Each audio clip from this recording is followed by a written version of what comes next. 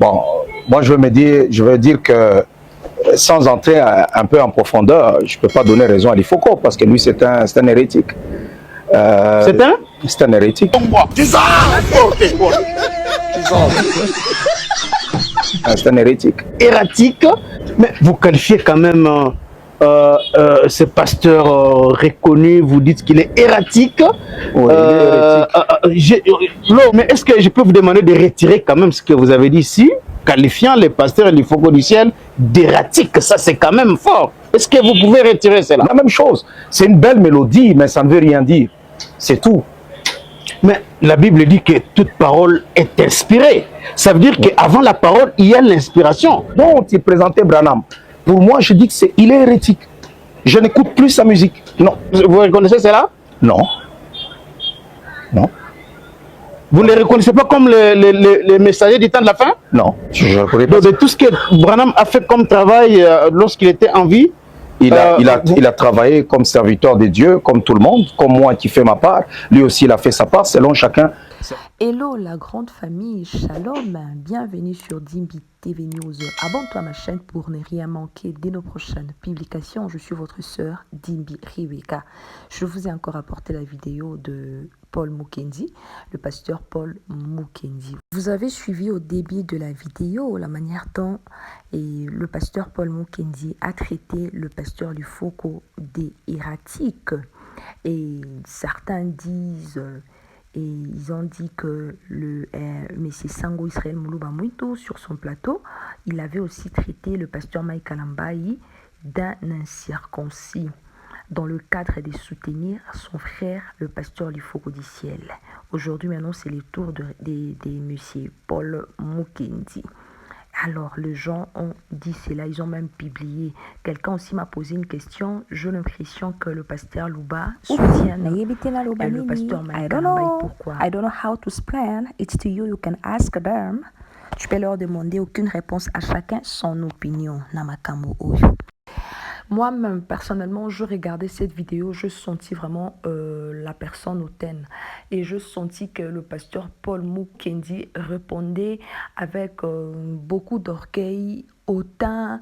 Et puis, donc, son expression faciale, vous sentez que quelqu'un donc très colérique, il répondait. C'est comme s'il a un problème avec les branamistes. Et vraiment, je ne sais pas, hein. Essayez quand même de mettre les commentaires. Hein. N'oubliez pas de laisser vos expériences dans les commentaires. Je vais vous laisser suivre cette vidéo du début jusqu'à la fin. Moi, personnellement, je l'ai remarqué. Lorsqu'on posait la question au pasteur Paul Mukendi à propos de prophète William Marion Branham, vous savez, il répondait avec hautain, juste même pour citer les noms, hein, frère. Après, à la fin, il ajoute Branham ou soit prophète Branham. Non, juste Branham. Donc, il était vraiment, il dénigrait la personne. Donc, il s'en fout, il dénigrait. Bon, moi, je n'en disconviens pas, c'est son opinion. Mais quand même, il faut quand même respect Zalaka, Naba, prophète P. Abaninga. Même Mike Kalambayi, lorsqu'il faisait ses déclarations, il disait quoi? J'ai beaucoup de respect sur cet homme de Dieu. Voilà, il a prêché ceci. Voilà. Il présentait les citations, tu vois. Tolingi, Kolobate, que même qu'on croit en Moutoana. Aujourd'hui, dans le message, il y a un peu du désordre par-ci, par-là, oui. On voit, il y a un peu de dispute, oui. Là, je n'en disconviens pas. Là, je n'en disconviens pas. Mais la manière dont vous répondez, si peut-être, cher pasteur, c'était vous, mettez-vous à votre place. Et que soit ton fils spirituel d'être le bramouan en train de dénigrer son père spirituel comme ça. Moutounio Soron dit mais la Paul Mukendi, mais quand même ta manière de parler en train de dénigrer là. Hey, vraiment c'est grave, hein, Makambo Tobite Tozo Kendinango. Ouais, bien, mes très chers abonnés. Vraiment, je félicite beaucoup ces journalistes. Les journalistes vraiment étaient au top. Ils étaient vraiment au top avec ces questions. J'ai beaucoup aimé les journalistes. Ils posaient vraiment de bonnes questions.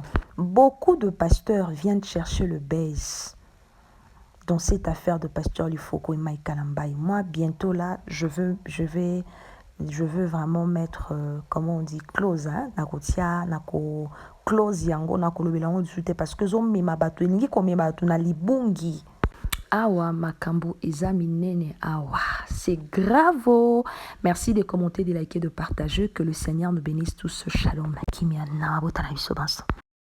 est-ce qu'effectivement l'inspiration qui vient, bien entendu, de Dieu, peut-elle être plus forte que les Écritures? C'est une question, le débat est ouvert. Nous allons en parler dans cette émission aujourd'hui. Et pour cela, nous avons aujourd'hui dans cette émission le révérend Paul Mukendi, qui est un homme d'affaires, un écrivain, aussi responsable de la communauté, si je dois ainsi l'appeler, Parole de Vie, qui est une église implantée partout à travers le monde. Paul Mukendi est aussi conférencier. Révérend Paul Mukendi, bienvenue dans le débat congolais. Bonjour Charles Equin. Ça fait un bon bout de temps et nous sommes très contents de vous recevoir aujourd'hui dans cette émission. On commence d'abord par cette polémique entre le pasteur Mike Kalambay et le pasteur Lifoko du Ciel, parce qu'il est aussi pasteur du message du temps de la fin. L'inspiration est-elle plus forte que les Écritures? Les uns disent oui, en s'appuyant sur la Bible. Les autres disent non, en s'appuyant aussi sur la Bible. Quelle est votre réaction à chaud lorsque vous voyez d'abord cette polémique, ce débat qui aujourd'hui enflamme la toile autour des Écritures? Votre première réaction? Bon, je dirais d'abord, je n'ai pas trop suivi ce qui s'est dit. C'est la deuxième fois qu'on m'a posé une question, mais je tenterai d'y répondre parce que je suis pasteur, je suis du domaine. Pour moi, citer déjà notre artiste, le pasteur Mike, et puis le pasteur Lifoko du Ciel, artiste musicien aussi. Oui, le pasteur Lifoko du Ciel. Bon, moi je veux dire que sans entrer un peu en profondeur, je ne peux pas donner raison à Lifoko parce que lui c'est un hérétique. C'est un hérétique. Ah bon? Oui, il a fait des déclarations très fortes concernant Branham, jusqu'à aller considérer Branham comme Dieu, comme des histoires comme ça, tout ça. Alors, je me pose la question, est-ce que peut-il venir quelque chose de bon d'une personne comme ça? Je ne pense pas. Et deuxièmement, l'inspiration ne peut pas être plus forte que les Écritures. Non. L'inspiration, c'est une poussée interne. C'est comme la prophétie. Il y a du peut-être. Tu peux mal te réveiller le matin et nous dire n'importe quoi. Toute inspiration qui vient de Dieu glorifie Dieu. Ça, c'est la première des choses. Donc, il y a des inspirations qui peuvent ne pas glorifier Dieu. Pourquoi? Parce que l'inspiration définit une action ou une parole à un moment bien donné. Tandis que les Écritures, c'est la référence. Toute inspiration qui est en dehors des saintes Écritures ne vient pas de Dieu. Parce que si tu veux comprendre Dieu, nous le comprenons à travers les saintes Écritures. Mais est-ce que, avez-vous déjà suivi la chanson dont il est question ici? La chanson Inspiration de Lifoko du Ciel. Il y a longtemps, on l'a chanté, plutôt qu'il a chanté cette chanson. Il y a longtemps. L'inspiration, c'est le monde de Dieu, elle vient de la voûte céleste, elle est plus forte que les Écritures. Non. Et là, il donne beaucoup d'exemples en se basant sur la Bible, comment Moïse est allé épouser une femme éthiopienne, alors que cela était interdit dans la loi. Et voilà. Mais lorsque le Seigneur est intervenu, l'Éternel, il a plutôt condamné Myriam et Aaron, qui avaient plutôt raison sur le plan de la loi. C'est chercher à tordre le sens des Écritures. Joseph a épousé aussi une femme étrangère. Abraham a épousé une femme étrangère. Ketura, c'est une femme étrangère. Il y en a beaucoup qui ont épousé des femmes étrangères. Alors, il y a la période, David a épousé aussi des femmes étrangères. L'autre ici, Salomon, a épousé aussi des femmes étrangères.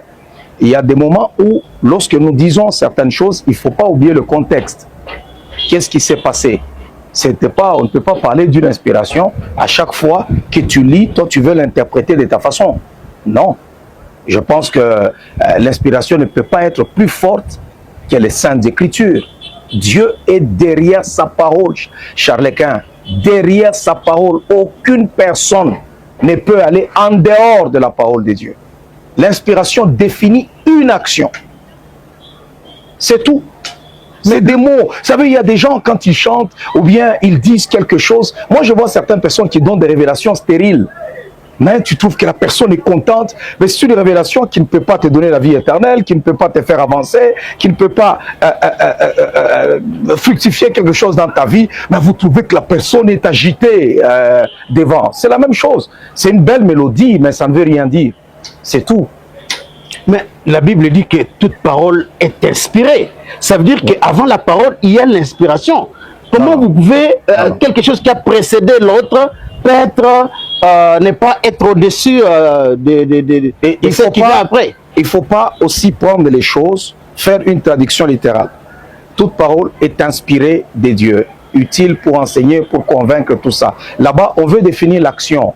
Donc cette parole, elle vient des dieux. C'est ce qu'on veut nous dire. Là, il faut rentrer à la source en hébreu, en grec. Qu'est-ce que cela voulait dire? Parce que souvent en français, on peut lire une chose et la comprendre d'une certaine manière et courir vite. Quand on dit toute écriture est inspirée des dieux, cela ne veut pas dire que c'est l'inspiration qui vient avant la parole. Non. Cela ne veut pas dire l'inspiration de la façon dont on veut le dire. Ah, on voit une femme étrangère, on se sent inspiré, on dit prends-la parce que ça veut signifier ceci. Ça veut signifier l'Église. Ça veut tout simplement dire que Dieu a poussé les hommes à écrire. Parce que la Bible dit c'est poussé par le Saint-Esprit que des hommes ont parlé de la part de Dieu. Comme l'inspiration définit une action, c'est Dieu qui a inspiré les hommes, qui leur a poussé à écrire à un moment donné pour dire ok, j'écris, ça c'est la parole de Dieu et le Seigneur nous l'a donné. Toute écriture est inspirée de Dieu dans la Bible. Nous avons les paroles de Dieu et nous avons les paroles des hommes.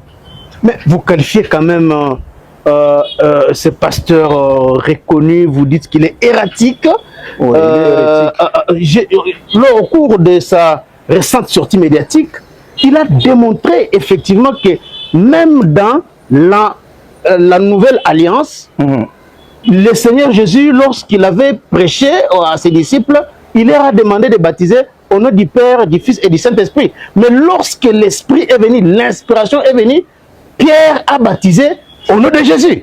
Donc, cela démontre effectivement que l'inspiration a une valeur supérieure aux Écritures. Je pense qu'il fait, il est confus. Vous savez, quand on a un esprit de confusion, on confond tout. Il y a une différence entre la révélation et l'inspiration. Révélation, inspiration. Oui, c'est pas la même chose. Une révélation, c'est quelque chose qui est caché et que Dieu révèle. Ça peut être une connaissance, ça peut être quelque chose que le Seigneur nous révèle. Tandis qu'une inspiration, c'est une poussée interne. C'est pourquoi dans l'inspiration, il y a du peut-être. Dans la parole, il n'y a pas du peut-être. Dans l'inspiration, il y a du peut-être. C'est comme la prophétie. Nous avons des dons, on a des dons d'inspiration, des dons de révélation et des dons de puissance. Quand je parle de dons d'inspiration, j'ai par exemple, nous avons quelqu'un est inspiré, il peut prophétiser. C'est pourquoi dans la prophétie, c'est un don de révélation, un don d'inspiration. On dit, il y a du peut-être. Il dit, ne rejetez pas les prophéties. Retenez ce qui est bon et rejetez ce qui est mauvais. Parce que vous avez certains prophètes, il arrive un matin, il est de mauvaise humeur. Et il vous dit des histoires qui peuvent vous compliquer vraiment la vie. Et pourtant, Dieu n'a pas parlé. C'est pourquoi il y a du peut-être. Et une personne peut commettre l'erreur. L'erreur n'est pas dans les Saintes Écritures, mais dans l'inspiration peut y avoir du peut-être. Pourquoi? L'inspiration venant de Dieu, il y a du peut-être dans ce qui vient de Dieu. C'est une action de Dieu poussant l'homme du Saint-Esprit, poussant l'homme à faire quelque chose. Tout comme tu peux sentir comme si c'était le Saint-Esprit qui t'a dit Charles-Quint fait ceci, mais en réalité ce n'est pas le Saint-Esprit, c'est toi-même. C'est toi-même. Et tu l'as fait.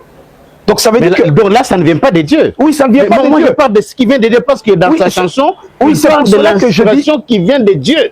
Oui, c'est pour cela que je dis, quand il parle de l'inspiration, je peux même dire, c'est comme le don de sagesse. Vous savez, beaucoup de gens, ils peuvent recevoir la révélation, mais sans la parole de sagesse. Cette parole de sagesse te dira, par exemple, c'est comme on a guéri le lépreux, le général lépreux Aman. On lui dit, jette-toi cette fois dans le Jourdain. Alors ça, c'est le don de sagesse, c'est la parole de sagesse. C'est le procédé que Dieu utilise pour arriver au résultat. Alors, la guérison est là, mais quel est le procédé que je dois utiliser pour arriver au résultat? C'est là qu'on lui dira, jette-toi cette fois dans le Jourdain. C'est la même chose avec l'inspiration. Tout comme tu peux croire que tu es inspiré de Dieu, mais en réalité, tu n'es pas inspiré de Dieu. C'est du désordre, tout simplement. D'abord, bref, l'inspiration ne peut pas être au-dessus des saintes écritures. Mais il y a beaucoup d'exemples dans la Bible, l'homme de Dieu. J'en ai déjà cité quelques-uns ici. Mais prenons le cas de Pierre. Lorsqu'il était dans la maison, lorsqu'il était d'abord dans la chambre haute, où il avait vu une vision, et la voix qui lui disait, prends ça et mange. Et lui a refusé, parce qu'il se conformait aux Écritures. Mais alors que dans le monde spirituel, c'était autre chose qui contredisait ce qui était écrit. C'est ce que vous ne voyez pas que là, je dis, les gens sont dans la confusion. Il y a une différence. Là, c'est une révélation. Ce n'est pas une inspiration, c'est une révélation. Dieu te révèle maintenant quelque chose. Il te dit non, regarde, fais ceci. Une révélation, c'est quelque chose qui est caché. Quand c'est caché, Dieu maintenant révèle. Et tandis qu'une inspiration, c'est une poussée, comme je dis, c'est pour te conduire à prendre parole ou bien à poser une action. Mais en réalité, là, c'est à révéler les Écritures. Non, à parler, c'est la révélation. Quand on révèle les Écritures, c'est la révélation. Tandis qu'une inspiration, c'est une action que nous devons poser à un moment donné, mais qui doit glorifier Dieu. Toute inspiration qui ne glorifie pas Dieu et qui n'apporte pas la vie ne vient pas des dieux. Non, ne vient pas des dieux. Toute inspiration doit... Écoutez, parce que c'est dangereux. C'est dangereux. C'est pourquoi je dis, le faire est toujours dangereux parce qu'il est hérétique. Il a déjà dit que Branham, il a des enseignements un peu... mais il n'a jamais dit que Branham... Non, non, moi j'ai suivi ça. Non. Dans l'émission qu'il vient de faire récemment, peut-être qu'il a dit... J'ai suivi... Moi, j'ai suivi, il y avait un débat entre branhamistes. À un moment donné, il est allé trop loin parce qu'eux, ils prêchent Branham au lieu de prêcher Christ. Tandis que... Non, mais ils prêchent Branham comme étant les prophètes du temps de la fin, les prophètes de l'église de Laodicée. C'est ce qu'ils disent. C'est lui qui est venu révéler les 7 tonnerres, les 7 tas de l'église. C'est que personne n'a jamais fait. Hein, les gens sont libres. Bon, écoutez, ça c'est leur opinion. Moi, je prêche sur l'Apocalypse aussi. J'ai vu beaucoup de gens, beaucoup d'orateurs qui ont prêché aussi sur l'Apocalypse. Vous avez déjà révélé les 7 tonnerres comme Branham l'a fait? Peut-être plus que même ça. Hein. Ah bon? Ah oui. Je me suis vraiment documenté là-dessus. J'ai enseigné là-dessus. Il y a des prédicateurs aussi qui ont même écrit, qui ont parlé. C'est de l'orgueil, en fait, de croire que Branham est le seul qui a prêché sur les 7 tonnerres. Non. Est-ce que Branham est serviteur de Dieu? Branham est ceci? Oui, il a servi Dieu comme tous les autres. Peut-être qu'il a eu une grâce aussi excellente. Mais de là, hein? Vous, en tant que pasteur, vous dites quand même, peut-être, c'est incroyable. Parce que vous connaissez quand même Branham, c'est pas aujourd'hui que... Oui, c'est une façon de parler, parce qu'il y a des gens peut-être qui ont travaillé plus que lui. Ah bon? Ah oui. Le dernier prophète qui est venu sur la terre pour révéler les mystères cachés, c'est lui l'Élie qui devrait venir, selon ce que disent eux-mêmes les branhamistes. C'est ce que je parle de l'hérésie. Jésus a dit de Jean-Baptiste, c'est lui, Élie, qui devait venir. Comment Jean-Baptiste est même Élie? Élie s'habillait en peau de chameau, Jean-Baptiste s'est habillé en peau de chameau. Élie ne s'est jamais marié, on ne nous a pas parlé de sa famille, Jean-Baptiste ne s'est jamais marié. C'est une femme qui a mis fin au ministère d'Élie, et c'est une femme qui a mis fin au ministère de Jean-Baptiste. Et Jésus a dit, si vous voulez le comprendre, c'est Jean-Baptiste, c'est lui, Élie, qui devait venir. Alors si quelqu'un vient me dire encore que Branham, c'est lui, Élie, qui devait venir, ben écoutez là, quand même. Écoutez, il y a quelque chose qui ne marche pas là, dans ma tête. Jésus l'a déjà dit. Il est la fin de la loi, il est la fin du discours. Là où le Seigneur a clos le débat, il n'y a personne qui peut venir ouvrir le débat. Qui qu'il soit, même si tu t'appelles Branham, je suis désolé, tu peux avoir des fanatiques, ce ne sont que des fanatiques. Jésus a mis un terme là-dessus. Jean-Baptiste, c'est lui, Élie, qui devait venir. Point barre. Vous savez, l'homme de Dieu, Branham est présenté comme l'ange de l'église de Laodicée. Laquelle église et lequel ange Dieu l'a pratiquement vomi. Est-ce que vous comprenez quelque chose là lorsque l'on on présente Branham comme étant l'ange de l'église de Laodicée? Ça c'est le débat, tout simplement. Est-ce qu'il est effectivement cet ange-là de l'église de Laodicée? Non, il n'est pas cet ange-là. Ah bon? Non, il n'est pas cet ange-là. L'ange rejeté par les Écritures, parce que c'est ce que la Bible dit. Hein? Il n'est pas cet ange-là. Il n'est pas cet ange-là. Qui lui a dit ça? Qui lui a dit ça? Quand on nous dit l'église de Philadelphie, maintenant qui est l'ange de l'église de Philadelphie? Vous savez, le problème c'est que ce n'est pas parce qu'on est américain que tout nous appartient. Dieu n'est pas américain. Il y a des grands serviteurs de Dieu aussi en Afrique, en Asie et partout. C'est parce qu'en ce temps-là, du temps de Branham, écoutez, quels sont les prédicateurs congolais, des prédicateurs africains qu'on connaissait? On ne les connaît pas. Mais aujourd'hui, nous avons aussi des grands prédicateurs africains, je ne sais pas, asiatiques, de l'Amérique latine et ainsi de suite. C'est de la prétention, en fait, de croire que non, c'est moi, c'est moi, c'est moi. C'est ce que la Bible nous interdit, c'est ça l'orgueil. Mais en réalité, moi, je pense qu'on peut être serviteur de Dieu, faire des miracles, mais on ne peut pas contredire les Saintes Écritures. Mais alors, parce que vous dites qu'on ne peut pas contredire les Saintes Écritures, le pasteur du Fogo du Ciel a donné aussi un exemple sur la circoncision. Que peut-être qu'il y a des Paul choses... a expliqué sur la circoncision, alors que personne, avant Paul, qui n'avait pas l'inspiration, n'avait pas parlé comme Paul sur la circoncision. Non, la circoncision a commencé depuis du temps d'Abraham. Et puis quand Paul explique, Paul parle par révélation. Il confond révélation et inspiration. Ah, c'est l'Ifogo qui confond révélation et inspiration. Oui, il confond. Il faut qu'il comprenne d'abord la définition d'une inspiration bibliquement et la définition de la révélation sur le plan biblique. Sinon, il fait l'amalgame. Et là, il ne se retrouve plus. Tout ce qui est révélation, il prend ça comme inspiration. Et ce qui est inspiration, il prend ça comme révélation. Et il est dans la sensation et il pense qu'il a fait quelque chose d'extraordinaire. Non, il confond. Il faut qu'on démêle un peu tout ça. Et là, tout va rentrer en ordre. On comprendra que même une révélation, la révélation d'une révélation n'est pas une révélation. Toute révélation, c'est Dieu qui nous montre ce qui est caché dans sa parole. Et ça doit venir toujours glorifier le Seigneur. Pas en dehors de ça. Toute inspiration, c'est dangereux ces histoires-là. C'est ce qui pousse les gens. Non, j'ai reçu une inspiration, il faut qu'on sacrifie cet enfant-là. J'ai reçu une inspiration, à cette maman-là, bon, il faut que je te lave. Hein. Toi, l'inspiration, c'est plus fort que les Écritures. Dieu m'a dit pour ta guérison, va te déshabiller là-bas, je vais aller te laver. Bon, toi, Dieu m'a dit, c'est dangereux. Il a parlé même, il a donné l'exemple du prophète Ésaïe, qui il avait reçu la parole qui lui disait de marcher nu. Et il dit que sans l'inspiration, les gens ou lui-même n'allaient pas comprendre ce que cela voudrait dire. Donc, est-ce que là, il fait encore une confusion entre inspiration et révélation? Oui, il confond vraiment des choses. Et c'est là que je dis c'est dangereux, de la manière dont il les amène. C'est très dangereux. J'ai vu des femmes quitter les maris quitter leur femme ou des femmes quitter leur mari disant que Dieu m'a parlé d'abandonner mon foyer et de partir. Donc vous allez dire que non, quoi, il a reçu l'inspiration. On va tout excuser, toutes les bêtises, toutes les affaires au nom de l'inspiration. C'est ce qu'il veut nous enseigner en fait. C'est pourquoi je dis, c'est de l'hérésie. C'est pas biblique, c'est dangereux.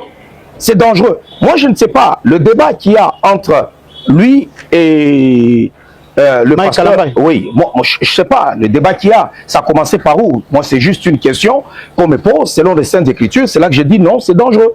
Et venant de lui, parce que la manière dont il présente Branham, écoutez, c'est dangereux. Moi, je n'écoute plus sa musique à cause de ça. Ah bon? Ouais. J'aimais beaucoup sa musique. À cause de la chanson Inspiration? Non, non, pas à cause de la chanson Inspiration. La manière dont il présentait Branham. Pour moi, je dis qu'il est hérétique. Je n'écoute plus sa musique. Non. De présenter Branham comme étant le dernier comme étant prophète, Dieu, il le présente d'une manière comme étant l'égal de Christ. Non, c'est le dernier messager du temps de la fin qui est venu révéler ce que personne n'a jamais prêché avant lui. Et si on ne croit pas à ce message, on n'ira pas au ciel. Ça, c'est clair. Il n'y a pas de débat là-dessus. La seule façon d'accéder au ciel, c'est de croire en Jésus-Christ comme Seigneur et Sauveur personnel. Mais croire aussi en son envoyé, les prophètes, parce que Dieu ne fait rien sans avoir révélé à ses serviteurs, les prophètes. Éternelle.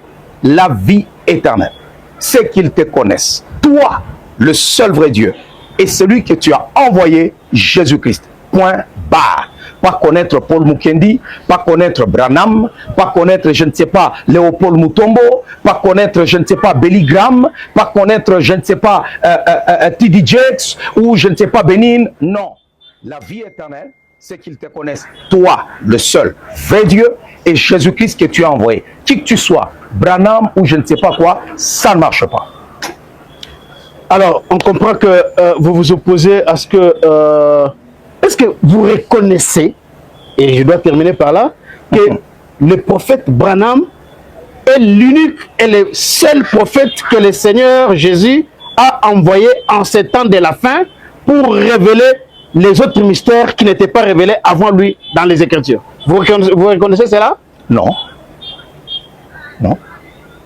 Vous ne les reconnaissez pas comme les messagers du temps de la fin? Non. Je ne suis pas branhamiste. Pourquoi je vais reconnaître ça? C'est pourquoi les autres, on les appelle branhamistes. Mais moi, je ne suis pas branhamiste. Je ne reconnais pas ça.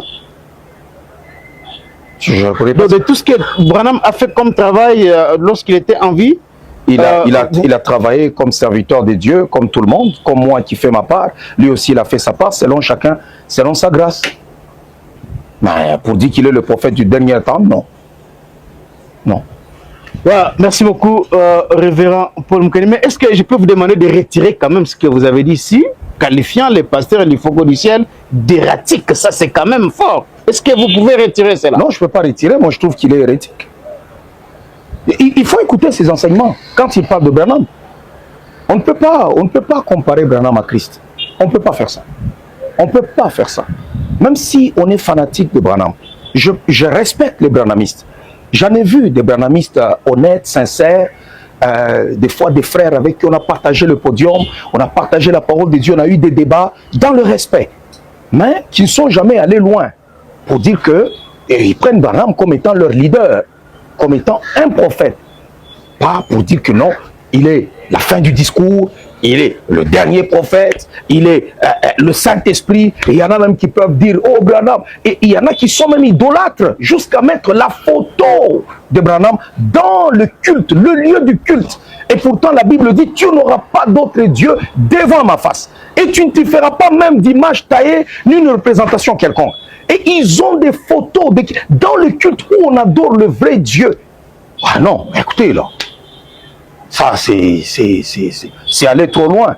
Je suis désolé, je pense qu'il y en a qui sont trop fanatiques, qui vont s'échauffer les esprits. Je ne veux provoquer personne, mais je dis tout simplement que pour moi, Branham n'est pas Dieu. C'est un serviteur de Dieu, comme tout le monde. Alors, vous dites comme tout le monde, et c'est ce qui vous différencie des autres, parce que beaucoup de branhamistes le disent avec l'écriture à l'appui, que Branham ne peut pas être comparé aux autres prophètes de Ephésiens 4, mais lui c'est le dernier, parce que beaucoup que l'on voit aujourd'hui, ce sont des prophètes des dons, mais lui était prophète du ministère. Est-ce que par rapport à l'œuvre qu'il a accomplie, vous ne pouvez pas confirmer ça, comme vous ne pouvez pas confirmer ce qu'ils disent là, les branhamistes? Dans notre génération, nous avons connu aussi des grands prophètes. Peut-être que les autres ont des yeux qui sont comme aveugles. Hein. Qui ne sont pas des prophètes du ministère, peut-être des dons, hein, qui ont un nom de prophétie, mais pas des prophètes des ministères comme Jérémie, comme Esaïe. Voilà. Et Branham est de cet ordre-là, selon ce qu'ils disent. Oui, mais moi je connais beaucoup de grands prophètes. Et d'ailleurs, dans les enseignements de Branham, il y a beaucoup d'hérésies. Beaucoup d'hérésies dans les enseignements de Branham? Dans beaucoup. Prends les enseignements de Branham, essaye de lire. Quel enseignement, par exemple? La sémence du serpent? D'abord, en commençant même par là. La sémence du serpent? En commençant même par là. En commençant même par là. Ce n'est pas parce que Branham l'a dit que c'est la parole de l'évangile. Je suis désolé. Paul dit, si quelqu'un vient vers vous, vous annoncez un autre évangile que celui que nous vous avons prêché, qu'il soit maudit. Même un ange qui vient de Dieu. Alors, il y a beaucoup de choses qui ne se vérifient pas. Il y a beaucoup de choses qui sont en contradiction avec les Saintes Écritures. Alors, moi, je trouve que c'est de la prétention de dire qu'il n'y a pas d'autres prophètes en dehors de lui. Non, il y a des grands prophètes jusqu'au même aujourd'hui. Il y en a des grands. Des gens qui font des miracles terribles et qui parlent de la part de Dieu. Il y en a jusqu'à aujourd'hui. Alors, Révérend Paul Moukeni, merci beaucoup pour cette première partie. On entre maintenant dans